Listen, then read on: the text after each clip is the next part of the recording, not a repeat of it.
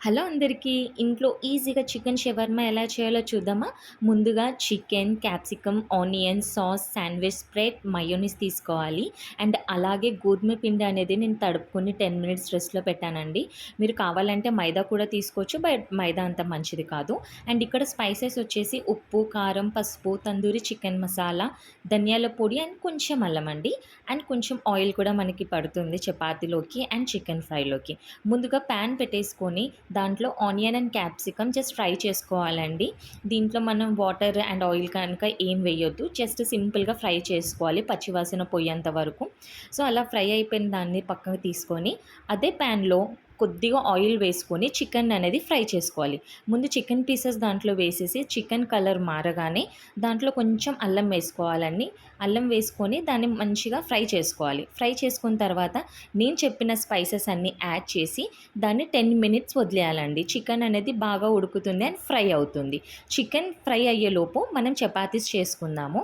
చపాతీస్ రౌండ్‌గా చేసుకొని దాన్ని మనం ఫ్రై చేసుకోవాలండి. అంటే మనం దాంట్లో బటర్ లేదా ఆయిల్ గ్రీస్ చేసుకోవచ్చు. లేదు పుల్కాస్ లాగా అయినా చేసుకోవచ్చండి. ఆయిల్ అండ్ బటర్ ఇష్టం లేని వాళ్ళు. అది ఆప్షనల్.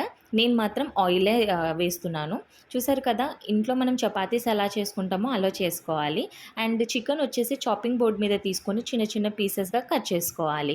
మనకి బయట మాత్రం చికెన్ షవర్మా వాళ్ళు నీట్‌గా కట్ చేసి ఇస్తారు కదా! సో, మనకి ఇంట్లో ఆప్షన్ లేదు కాబట్టి మనమే సింపుల్‌గా కట్ చేసుకోవాలి చిన్న చిన్న పీసెస్. అండ్ అలాగే mayonnaise and sandwich spread 2 mix చేసి పెట్టానండి. అది చపాతీ పైన స్ప్రెడ్ చేసి చికెన్ అనేది ఒక సన్నటి లేయర్ లాగా వేసుకోవాలి. ఇక్కడ నేనైతే చీజ్ వేస్తున్నానండి. చీజ్ వేస్తే చాలా బావుంటుంది. లైట్‌గా వేసుకోండి. మొజరెల్లా చీజ్ వేస్తే కూడా ఇంకా బావుంటుంది.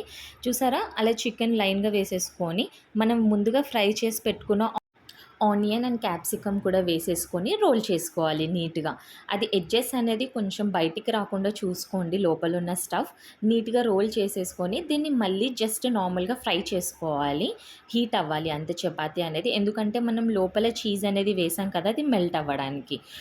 చూసారా ఎంత సింపుల్‌గా ఇంట్లో చికెన్ షవర్మా చేసుకోవచ్చు. ఇది పిల్లలకి స్నాక్స్ లాగా ఇయ్యొచ్చు. లంచ్ బాక్స్ లాగా మనం హస్బెండ్స్‌కి కూడా టిఫిన్ లాగా చేసి ఇవ్వొచ్చండి. ఈ వీడియో గనుక మీకు నచ్చినట్టయితే ప్లీజ్ లైక్ చేయండి, షేర్ చేయండి, కమెంట్ చేయడం మాత్రం మర్చిపోకండి. ఇలాంటి ఎన్నో స్నాక్ ఐటెమ్ అండ్ రెసిపీస్ కావాలంటే కింద కమెంట్ చేయండి. Thank you for watching.